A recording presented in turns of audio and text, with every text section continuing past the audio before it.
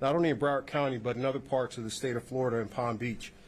I'm proud to introduce partners that we have here in attendance today who have contributed to this investigation, from providing resources, investigative tools, and our legal guidance, to include our Attorney General, Pam Bondi, Associate Attorney General nominee, Stanley Woodward, Deputy Chief of Staff, Catherine Cipher, and from the U.S. Attorney's Office, allow me to introduce United States Attorney Hayden O'Brien, his team, First Assistant U.S. Attorney Manio Ramboso, and Special Prosecution Chief Brian Dobson. Folks, for several years now, this community has witnessed me stand here and talk about the importance of executing investigations regardless of how long ago they occurred.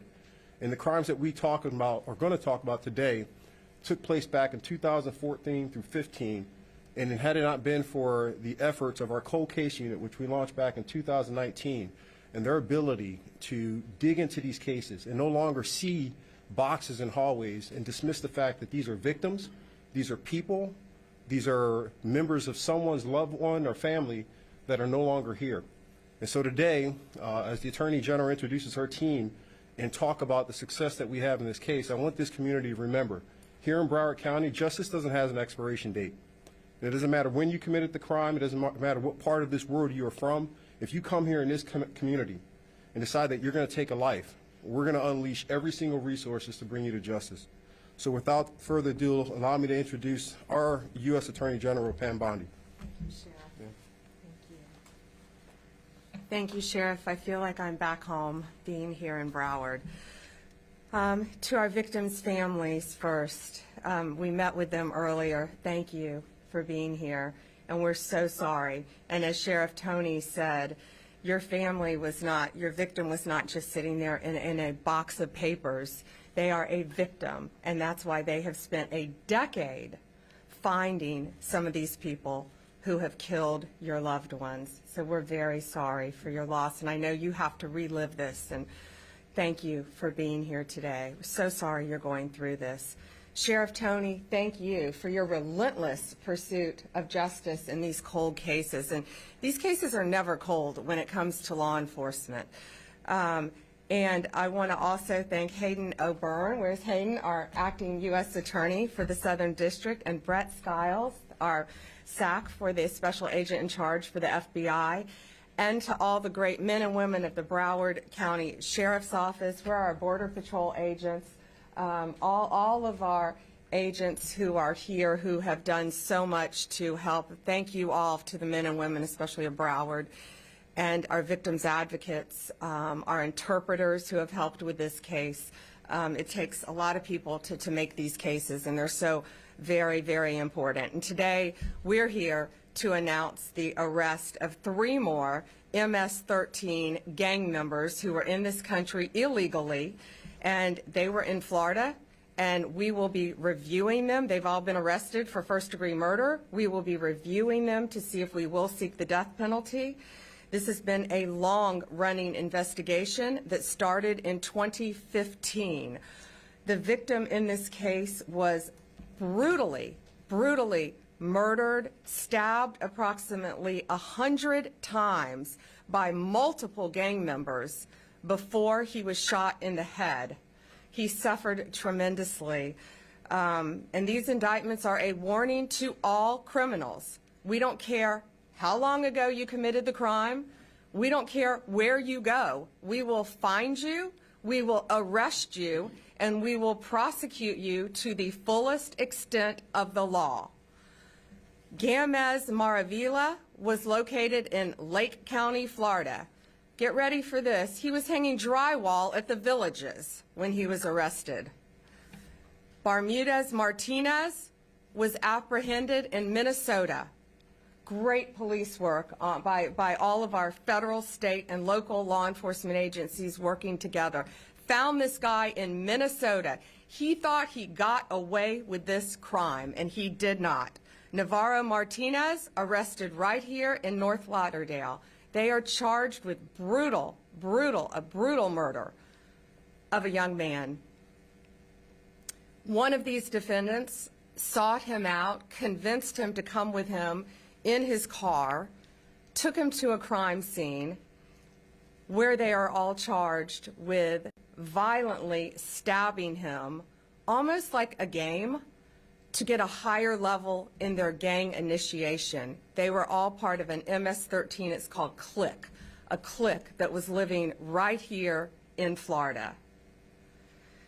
They're not just a street gang, they are a highly organized terrorist organization. Last week in Virginia, you all saw, we arrested one of the worst MS-13 gang members. He was one of the top 3 leaders of MS-13 in our entire country. He was living right in Virginia, half an hour away from D.C., in a nice apartment complex with normal neighbors, bicycles in yards. They are living among us because they think they can get away with this, and they cannot. They're bringing drugs, they're bringing guns, and especially violence to our country. And under Donald Trump's presidency, that has stopped. Every 7 minutes, an American dies of a drug overdose.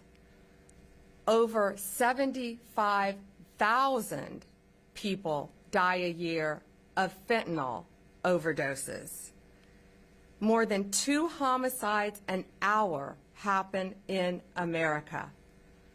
We know there is so much more work to be done, and that's why we are all here fighting for victims of crime.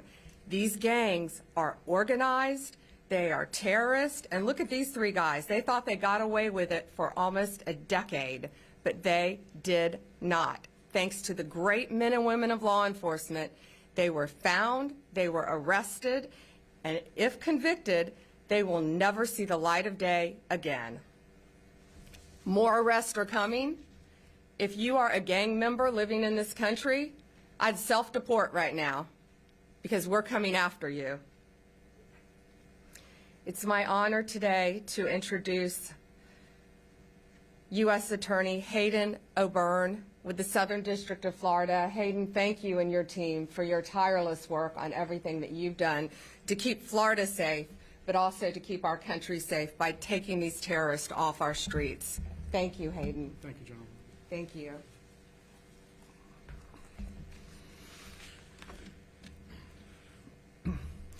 Thank you, General Bondi, for your support of the really strong state and federal partnerships that we have here in Florida and elsewhere across the country. Today is just one example of what we can do when law enforcement works together as a team, as Sheriff Tony and General Bondi have demonstrated here with what we're able to do. When we join forces like this, we can solve cold cases from 10 years ago. We can solve these homicides. We can bring terrorists to justice.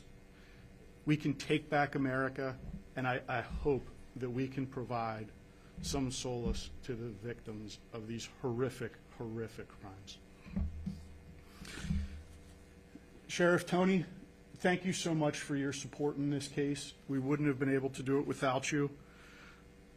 Thank you for your support for so many things, including doing an excavation to find the body of the victim years after that lot was turned into a housing complex. Thank you to the cold case detectives and everyone else at your office that worked tirelessly to pursue these individuals, not just in South Florida, but across the country. Now, I also want to thank the Palm Beach Sheriff's Office, Customs and Border Protection, Homeland Security Investigations, the Florida Department of Corrections, the Naval Criminal Investigative Service, and everyone else that was involved in this prosecution. We couldn't have done it without you, but when we work together, we can achieve these indictments and we can secure the convictions of these terrorists. The United States Attorney's Office and the Department of Justice, we will not stop working to pursue these terrorists and take back America. Thank you. I'd like to welcome to the stage the SAC of the Miami Field Office of the FBI, Brett Stiles.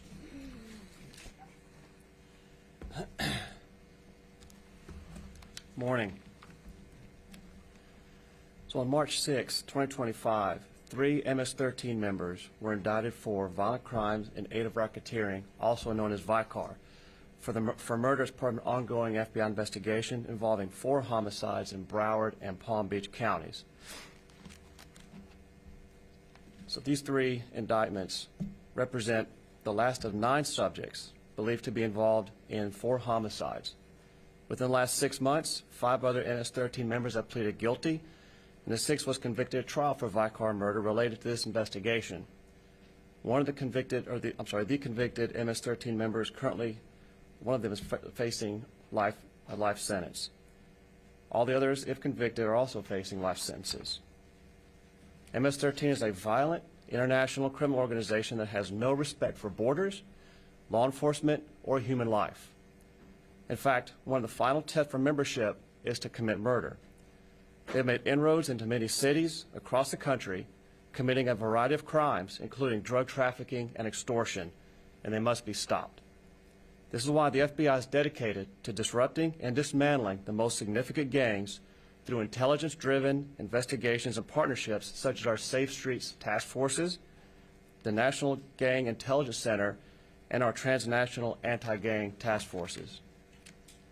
Again, I want to thank our partners in this complex investigation, to include the U.S. Attorney's Office, Customs and Border Protection, the Broward Sheriff's Office, U.S. Border Patrol, Homeland Security Investigations, the Palm Beach Sheriff's Office, and the Florida Department of Corrections Office of the Inspector General. Additionally, I want to highlight the ongoing the ongoing close cooperation with our law enforcement partners in El Salvador and Mexico on this and other investigations.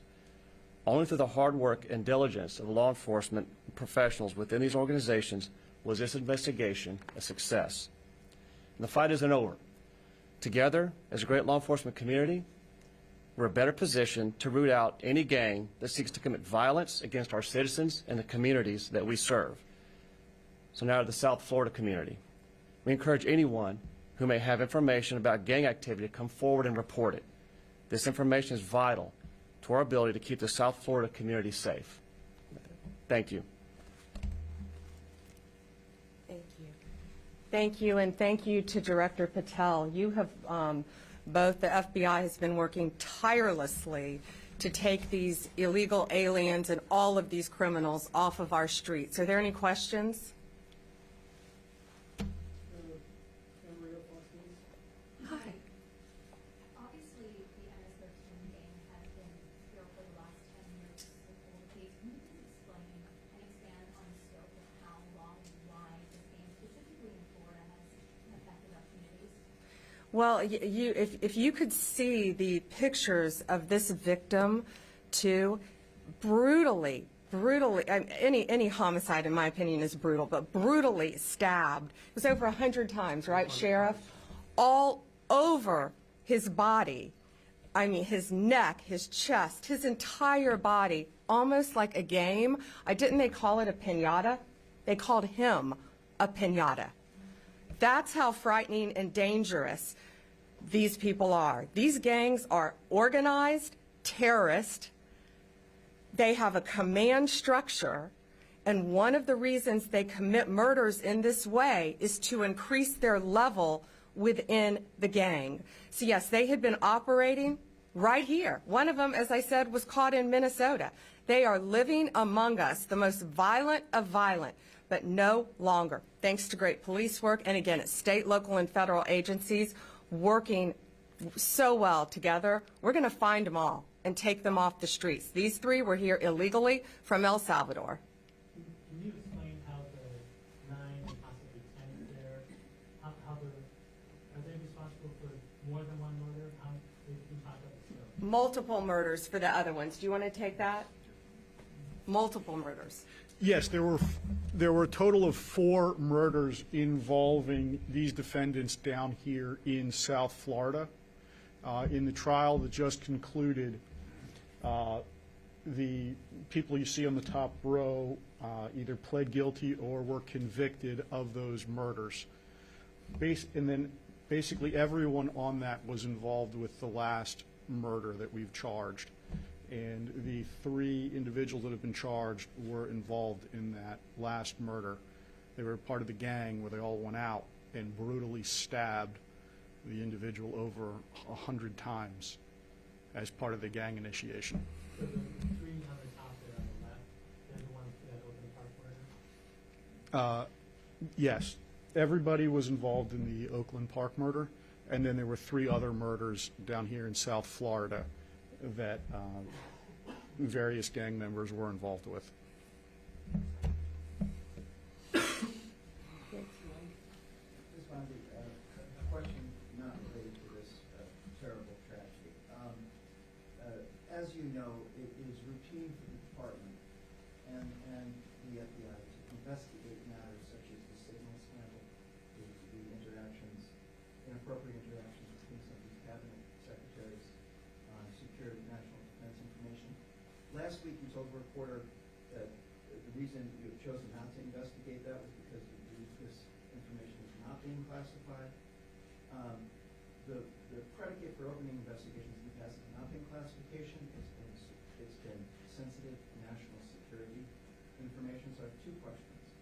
First, can you tell me how you know it wasn't classified if you haven't investigated? And secondly, have you discussed this matter with the president or anyone else in the board? I have not discussed it with the president. And secondly, the agencies themselves said it was sensitive, not classified. I believe one inspector general is looking at it now. Those cases would have to be referred to me. They have not been referred to me.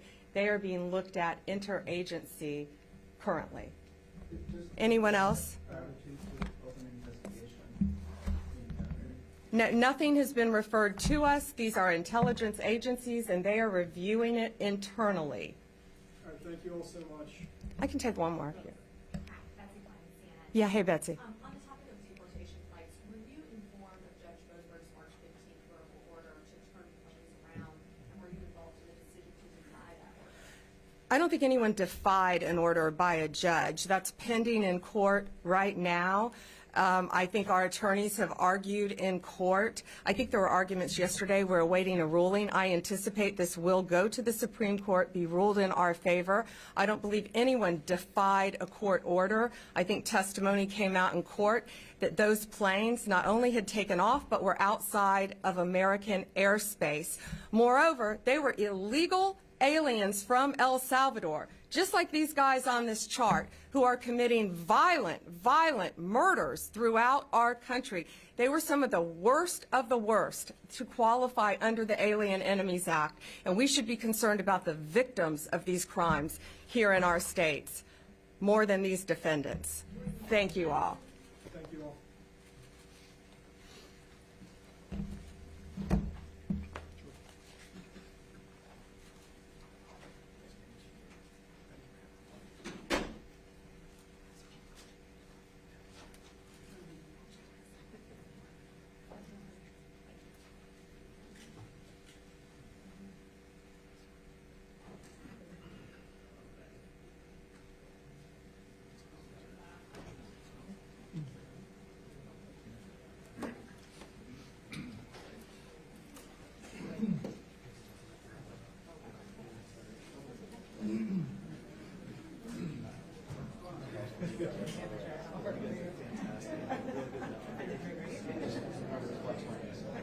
I'm also proud of it.